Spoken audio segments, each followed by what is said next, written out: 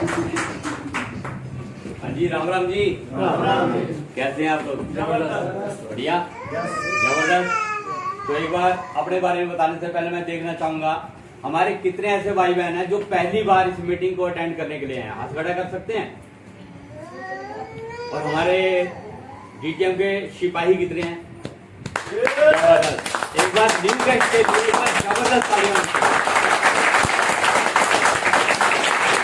Thank you दोस्तों। नाम विनोद वर्मा और डिस्ट्रिक्ट करनाल हरियाणा का रहने वाला हूं। और अपने बारे में बताने से पहले मैं चाहूंगा हमारी हिंदुस्तान की number 1 company dolphin travel marketing के लिए एक बार जबरदस्त तालियां। और इससे भी जबरदस्त तालियां होनी चाहिए हमारी कंपनी के सीएमडी माननीय श्री प्रदीप कुमार जैन जी और एमडी प्रवीण कुमार जैन जी के लिए एक बार जबरदस्त तालियां। ये तालियां आप इज्जत के लिए बजा रहे हैं या बेइज्जती के लिए, ये बताओ पहले।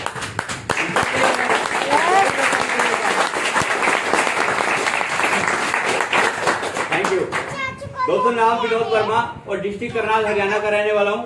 और दोस्तों कुछ सालों से इस व्यापार को भी सीख रहा हूं और आज सीखते सिखाते अपने पूरे परिवार की life dolphin travel marketing company से बदल चुका हूं साहब। अगर बात करूं इस बिजनेस से पहले की, तो क्या जानना चाहते हैं आपका भाई क्या करता था? हाँ जी, जानना चाहते हैं? दोस्तों इस व्यापार से पहले मैं डिस्ट्रिक्ट कोर्ट करनाल के अंदर एक एडवोकेट के पास एक टाइपिस्ट का काम करता था और एक जबरदस्त इनकम कमाता था और सोचता था कि इस पैसे के अंदर, इस इनकम के अंदर अपने परिवार की सारी जरूरतों को पूरा कर लूंगा। तो क्या वो जबरदस्त इनकम जानना चाहते हैं मेरी? इतनी सी आवाज में बता दूं क्या? जी, जानना चाहते हैं? तो वो मेरी जबरदस्त इनकम थी 1000-1200 रुपया। 1000-1200 रुपए। मैं एक दिन की इनकम की बात नहीं कर रहा साहब, मैं एक महीने की इनकम की बात कर रहा हूँ। दोस्तों उस कोर्ट के काम से मैं 1000-1200 रुपए महीने के अंदर कमाता था और मेरी जिंदगी के अंदर कोई सिंगल दिन ऐसा नहीं आया था जब मैंने उस कोर्ट के काम से एक दिन के अंदर 50 रुपए कमाए हो साहब। कभी जिंदगी में ऐसा दिन नहीं आया था।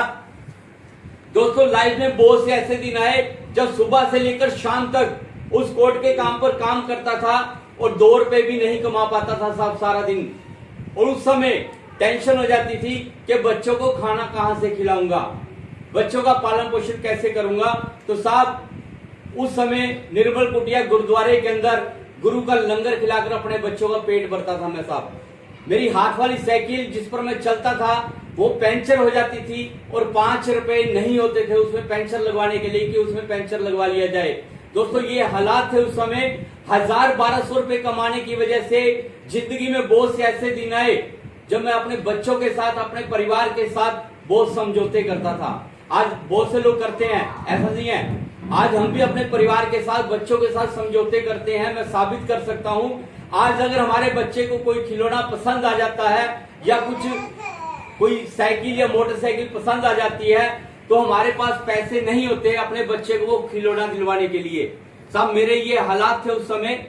1000-1200 रुपए कमाने की वजह से मेरे बच्चे को कोई खिलौना पसंद आता था, बहुत इच्छा होती थी लेकर दूं, लेकिन मेरी जेब के अंदर पैसे नहीं होते थे। तो मैं समझौते करता था साहब अपने परिवार के साथ, अपने बच्चों के साथ। दोस्तों मैं अक्सर उस परमात्मा को कोसता था, मैं अक्सर उस परमात्मा को कोसता था कि तूने मुझे कैसी लाइफ दी जो मैं अपने परिवार को 2 वक्त की रोटी भी नहीं दे पा रहा। मैं भगवान से प्रार्थना करता था कि या तो मुझे कोई मौका मिले जिससे मैं अपने परिवार को 2 वक्त की रोटी दे सकूं या मुझे दुनिया से उठा ले साहब। मैं ये प्रार्थना करता था। लेकिन मैं थैंक्स करता हूं उस परमपिता परमात्मा का जो जिंदगी के अंदर हर एक इंसान को कामयाब होने का एक मौका जरूर देता है साहब। हाँ जी, कितने लोग मानते हैं ये बात? सभी मानते हैं। वो परमपिता परमेश्वर अल्लाह वाहेगुरु जिंदगी में हर एक इंसान को कामयाब होने का एक मौका जरूर देता है, लेकिन इंसान वही कामयाब होता है जो उस मौके को पहचान लेता है, जो उस मौके के साथ चल पड़ता है। तो मैं थैंक्स करता हूँ उस परमपिता परमात्मा का जिनकी असीम कृपा से मुझे मौका मिला और उस मौके ने मेरे पूरे परिवार की लाइफ को बदल के रख दिया। और वो मौका है हिंदुस्तान की बेहतरीन कंपनी, हिंदुस्तान की number 1 company dolphin travel marketing company का।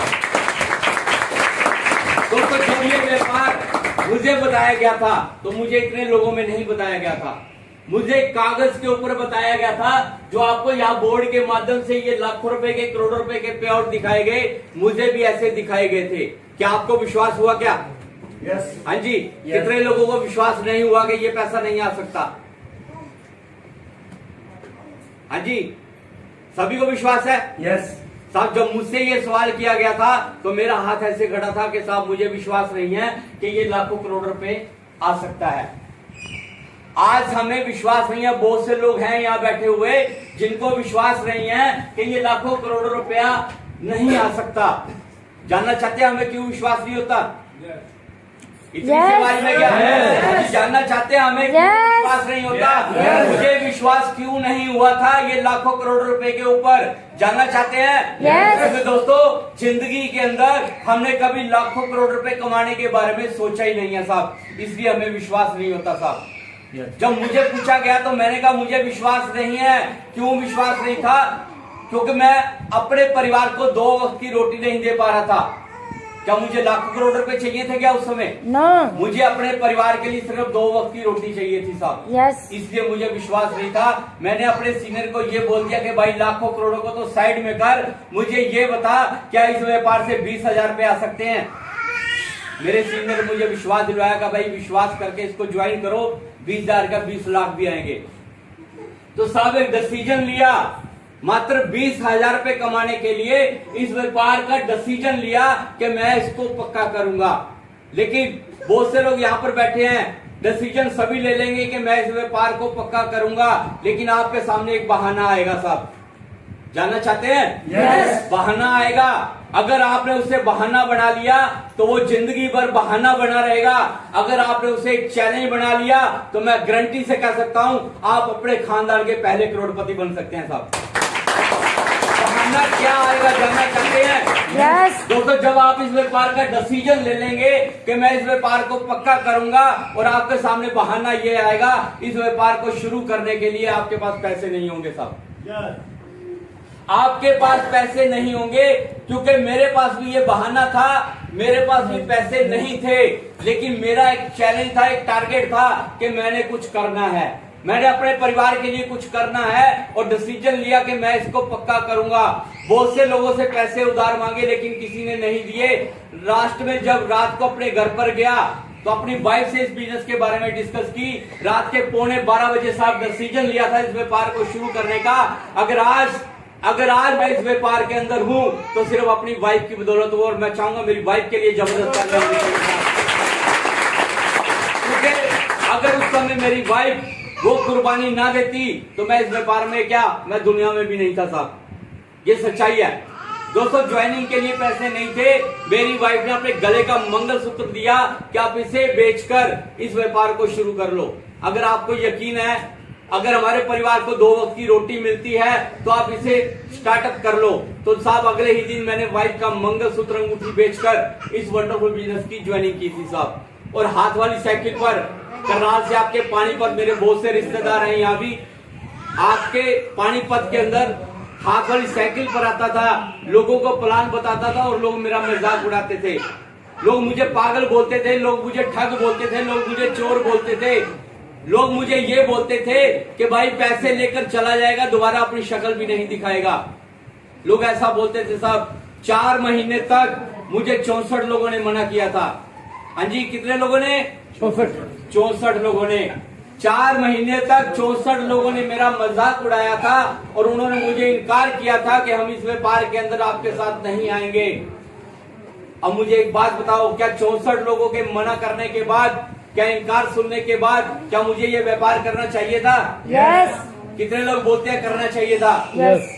मुझे दिखता नहीं है, सुनाई Yes. देता है। कितने लोग बोलते हैं Yes. करना चाहिए था? Yes. तो आज लोग आपको मना करते हैं, लोग आपका मजाक उड़ाते हैं। तो आज 5 लोग, 10 लोग, 20 लोग जब हमें मना करते हैं तो हम अपनी फाइल उठा के साइड में फेंक देते हैं और बोलते हैं इसके जैसा बेकार काम नहीं है। हाँ जी, यस या नो? बोलते हैं ऐसा। अगर 64 लोगों के बाद अगर ये व्यापार मेरा चल सकता है तो आपका भी चल सकता है साहब। Yes. सिर्फ करना क्या है? इस व्यापार के अंदर अगर आपने कामयाब होना है तो ज्यादा से ज्यादा लोगों का इनकार आपको सुनना पड़ेगा। क्या सुन सकते हैं? Yes. लोगों का मजाक आपको सुनना पड़ेगा। क्या सुन सकते हैं? Yes. तो दोस्तों अगर आप ये सब कर सकते हैं तो मैं गारंटी से कह सकता हूँ आप इस बिजनेस के 14 लेवल अचीव कर सकते हैं साहब। कोई मुश्किल नहीं है साहब। 64 लोगों के बाद 65 नंबर पे जो इंसान थे जिनको मैं जानता नहीं था, दूर दूर तक कोई रिश्तेदार नहीं थे, कोई जान पहचान